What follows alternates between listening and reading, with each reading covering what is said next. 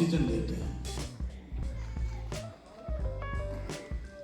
तो लगभग अगर देखा जाए ध्यान से तो राजेश जायसवाल जी एक वृक्ष के समान हैं, जो छांव भी देते हैं बहुत सारे लोगों को, फल भी देते हैं और ऑक्सीजन तो देते ही देते हैं।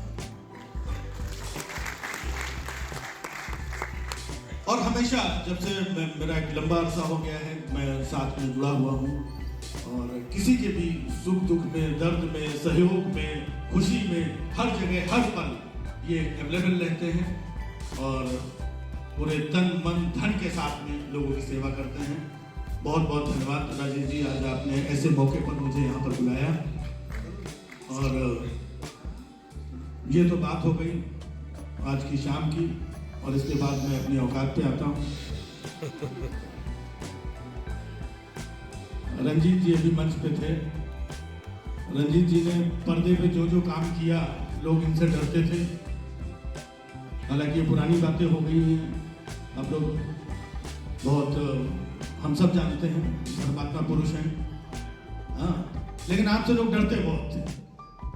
मुझे लग रहा है कि अब वो डर, रंजीत जी का जो डर था जो इनसे डरते थे, वो मेरी तरफ शिफ्ट हो चुका है।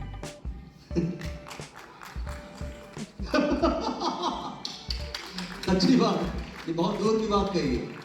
ये बहुत कम लोग समझेंगे इस बात को। ये बात बहुत दूर की कही है, लेकिन जो लोग समझेंगे समझ रहे। रंजीत सर, आपको तो पता है अब इतनी भी दूर की बात नहीं कही थी यार, जो आप करने लगे। नहीं, आपको तो अपना एक काम था और मुझसे पता नहीं क्यों लोग डरते हैं। मैं तो हंसाने का काम करता हूं।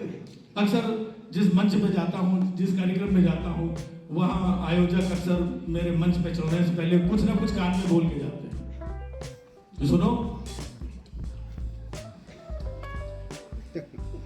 वो मैं समझ जाता हूँ और वो समझ जाते हैं।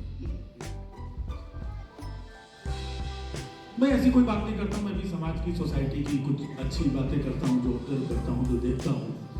जिस तरीके से अभी रंजीत जी ने बताया कि उस दौर में जब मोबाइल नहीं हुआ करता था, आजकल मोबाइल है, थिएटर, फिल्में, ये वो सब हो गया, मोबाइल में सारी दुनिया उसकी सीमा है। और मोबाइल अगर हम देखें, मोबाइल ने हमारी जिंदगी कितनी बदल दी है। हमारी लाइफ बहुत टफ हो गई। पहले हम लोग बहुत सुकून से रहते थे, इस मोबाइल ने हमें डिस्टर्ब किया। लैंडलाइन होता था, घर में बज रहा है, आप बाहर बैठे हो, आपको कोई टेंशन नहीं।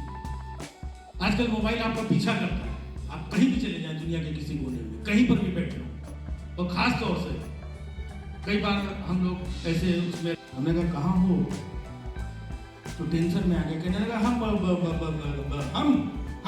हमने कहा तुम कहाँ हो, कहने लगा हम तो सिंगापुर में हैं। जब मुझसे पूछ रहा तुम कहाँ हो, उनका नीचे उतर के आओ, सिंगापुर के गेट पे खड़े हैं। आदमी इतना झूठ बोलता है। और खासतौर से इस मोबाइल से जो सबसे ज्यादा प्रभावित हुई है, ये पहुंच के देखा छत के ऊपर खड़ा हुआ है, हमने नीचे से छत पहुंच के देखा छत के ऊपर खड़ा हुआ है, हमने नीचे से ही बच जाती है। और ऐसे ऐसे गाने लोग अपने मोबाइल में बजा देते हैं, वो समझ में नहीं आता क्या बात है। वहां पे चिता में मुखाग्नि दी जा रही है, मंगल भवन, अचानक भाई बंद करे यार मोबाइल।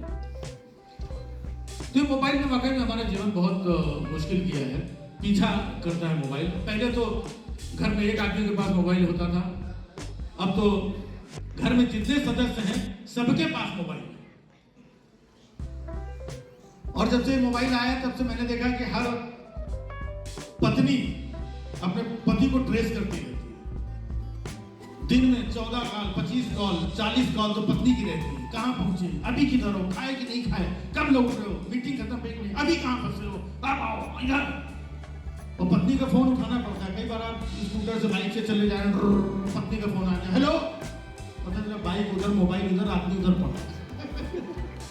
अच्छा, फोन ना उठाओ तो भी टेंशन, हमारा फोन खाया क्या है नहीं, घर आओ तुमको उठाते हैं। तो हर आदमी टेंशन में घूम रहा है। मैंने देखा तो विधवा औरतें आपस में बातें कर रही थी, बोली बहन इन शादीशुदा औरतों से अच्छे तो हम लोग हैं, कम से कम हमें ये तो पता रहता है कि हमारा आदमी है कहाँ। ढूंढना तो नहीं पड़ता है।